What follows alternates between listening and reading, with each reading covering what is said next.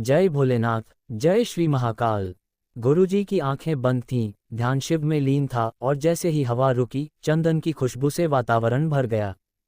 तभी गुरुजी ने आंखें खोलीं और धीमे स्वर में बोले, कुंभ राशि वालों, शिव की कृपा तुम्हारे सिर पर है, लेकिन तुम्हारे भीतर जो बेचैनी है वो साधारण नहीं है। ये समय है तुम्हारी आत्मा की परख का, और वही आत्मा आज डर रही है, कह रही है, भोले बाबा तो मेरे साथ हैं, पर लगता है कुछ गलत होने वाला है। गुरुजी बोले, ये डर नहीं, ये तुम्हारे कर्मों की गूंज है जो लौट कर आए है, और ग्रहों की चाल इस डर को हवा दे रही है। शनि देव की 7.5 अभी भी तुम्हारे जीवन में अंतिम लेकिन सबसे कठोर चरण में है। शनि देव न्याय के देवता हैं, वे न किसी को छोड़ते हैं, न किसी को अनदेखा करते हैं। लेकिन जब वे सीख देते हैं तो पहले बहुत कुछ छीन लेते हैं, रिश्ते, विश्वास, संबल और कभी कभी तो स्वयं की पहचान भी।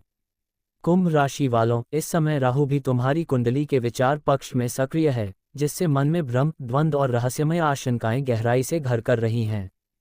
लगता है जैसे कोई अपना धोखा दे जाएगा, कोई रास्ता अचानक बंद हो जाएगा, कोई सपना अधूरा ही रह जाएगा। लेकिन गुरुजी कहते हैं, भय उस मन में जन्म लेता है जिसमें श्रद्धा कमजोर पड़ जाती है। शिव के भक्त कभी डरते नहीं, वो अंधेरे में भी दीपक जलाते हैं और गहन रात्रि में भी भजन करते हैं। तुम्हारे जीवन में हाल ही में जो घटनाएं घटी हैं, विश्वासघात, निर्णयों में विफलता, अचानक लोगों का व्यवहार बदल जाना, ये सब संयोग नहीं, संकेत हैं। शिव तुम्हें उन लोगों से दूर कर रहे हैं जो तुम्हारे स्तर के नहीं हैं।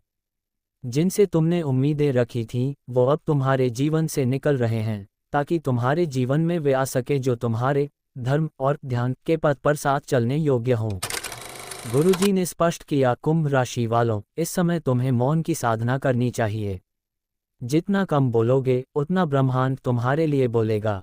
तुम्हारी आत्मा बहुत पुरानी है, तुम केवल इस जन्म के अनुभव नहीं जी रहे, पिछले कई जन्मों की स्मृतियां तुम्हारे अवचेतन में उभर रही हैं, और इसी कारण से मन विचलित है।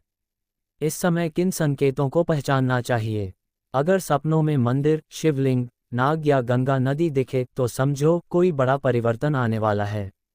अगर बिना कारण आंखों से आंसू आ जाएं तो जानो आत्मा बोझिल है, प्रायश्चित या आत्ममंथन की आवश्यकता है। अगर कोई पुराना मित्र या प्रेम संबंध दोबारा संपर्क करे तो सावधान रहो, ये कामिक टेस्टिंग हो सकती है।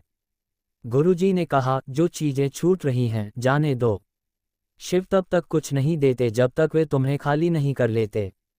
तुम्हारे हाथ तब तक खाली नहीं होंगे जब तक पुराने संबंध, पुराने विचार, पुराने डर पूरी तरह से न टूट जाएं। अब सुनो शिव कृपा से बताए गए सटीक उपाय। हर सोमवार को सूर्योदय से पूर्व उठकर ओम नमः शिवाय का जाप 108 बार करें। शिवलिंग पर शुद्ध जल में चुटकी भर काला तिल मिलाकर चढ़ाएं। इससे आत्मा का बोझ हल्का होगा। नीलम रत्न या सप्तमुखी रुद्राक्ष चांदी की चैन में पहनें। ये शनि के प्रभाव को संतुलित करेगा। हर शनिवार को काले कुत्ते या गरीब को भोजन कराएं। इससे जीवन में अटकी हुई ऊर्जा गति पाएगी। घर के उत्तर पूर्व कोने में हर सोमवार दीपक जलाकर ओम त्र्यंबकम यजामहे का जाप करें। गुरुजी ने हंसते हुए कहा, जो इस समय रो रहा है वो आगे जाकर लोगों को संभालेगा। जो आज टूटा हुआ महसूस कर रहा है वही कल औरों को जोड़ने वाला बनेगा। और जो आज खुद को खो चुका समझ रहा है वो शिव के सानिध्य में खुद को फिर से पाएगा। कुंभ राशि वालों, तुम्हारी आत्मा भीतर से बहुत शक्तिशाली है, लेकिन इस समय तुम्हारा मन बहुत कमजोर हो गया है, और यही वह बिंदु है जहां तुम्हें शिव की शरण में जाना चाहिए। जीवन में जब कोई नहीं समझे, जब हर दरवाजा बंद हो जाए, तो बस ओम नमः शिवाय बोलना शुरू कर दो, शिव स्वयं तुम्हारा मार्ग बन जाएंगे। गुरुजी की आंखों से एक बूंद अश्रु टपका और उन्होंने धीमे स्वर में कहा, जिसे तुम खोने से डर रहे हो, शायद वो तुम्हारे भाग्य में कभी था ही नहीं। और जिसे तुम नहीं देख पा रहे, शायद वही तुम्हारी नियति है। अब सुनो एक रहस्य, वीडियो को पूरा जरूर देखना, एंड में एक इम्पॉर्टेंट बात शेयर करूंगा, क्योंकि इस बार जो संदेश गुरुजी के अंत में कहने वाले हैं वह तुम्हारी आत्मा को वो उत्तर देगा जिसकी तुम पिछले कई महीनों से तलाश कर रहे हो।